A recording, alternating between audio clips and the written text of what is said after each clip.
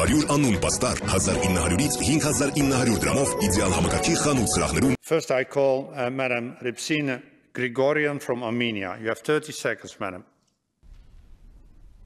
Thank you, Chair. Madam Minister, war is back to Europe and our region. We're all facing incredible challenges to security and human rights. And in this context, the expectations are very high from the Reykjavik summit in that it can relaunch the Council of Europe as an instrument for collective security through democracy and the rule of law. In your vision, what can the summit do? What contribution can it have to address the existing security challenges in an inclusive manner so that it also addresses issues related to Nagorno-Karabakh conflict and to the recent aggression of Azerbaijan against Armenia? Thank you. Thank you. Next question comes from Madam Nigar Aparadai from Azerbaijan. Nigar, 30 seconds. Madam Minister, I would like to remind you that 30 years ago, one of the member states of Council of Europe, Armenia, has occupied lands of Azerbaijan and expelled Azerbaijanis from their homes.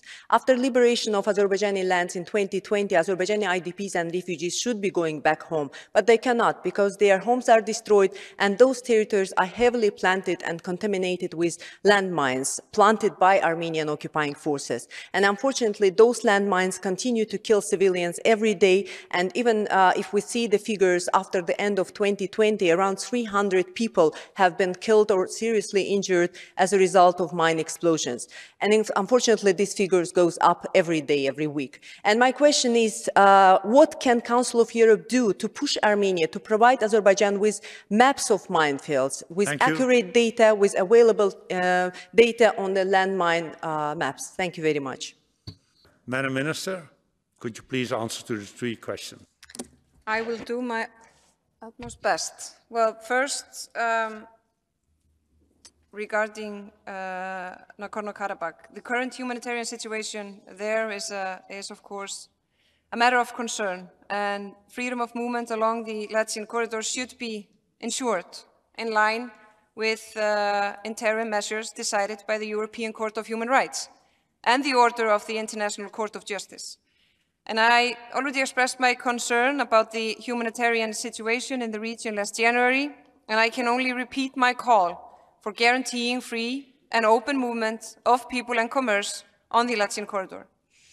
It should be recalled that by becoming members of the organization in 2001, Armenia and Azerbaijan undertook to find a peaceful solution to the conflict. Both countries must act in accordance with their own commitments. They should refrain from provocations. Dialogue is key to avoid further deterioration of the situation.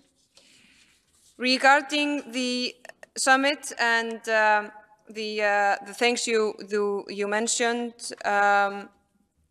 first of all, the Council of Europe supports efforts to set up a special tribunal on the crime of aggression. And there's no lack of support, but the concrete steps, we will have to see how the wording will be, but we have a clear focus on the on accountability in general and on register of damages, which I believe is extremely important. And we know that the discussion on special tribunal is being held in many institutions and a lot of pressure and a lot of will, but a very complicated issue, which I truly hope we will find a strong solution, because the accountability is key, and we cannot have a gap when it comes to accountability. So we have to find ways. That's morally the right thing to do, and it's a complicated legal task, which I believe we will be able to solve with the spice of politics and diplomacy and all those things to make that happen. Regarding artificial intelligence, it is in our draft declaration. This is an issue. Now I can just talk from my heart, as a politician, and put my Icelandic hat on. This is an issue which I believe very few individuals on Earth truly understand what's about to happen.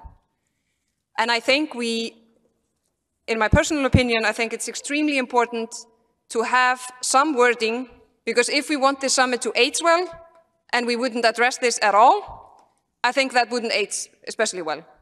I think this is going to change the way we do things, the way we study, the way we solve problems, the way we heal wounded, everything.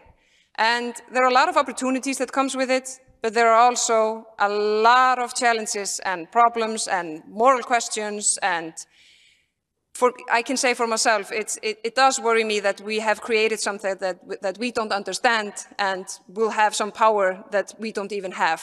So I truly hope that we can find some wording that we can all agree upon, because I think it would be strange not to. And I think if we look, after 2 years, we look 2 years back and there was nothing on this, I think that would raise a lot of questions.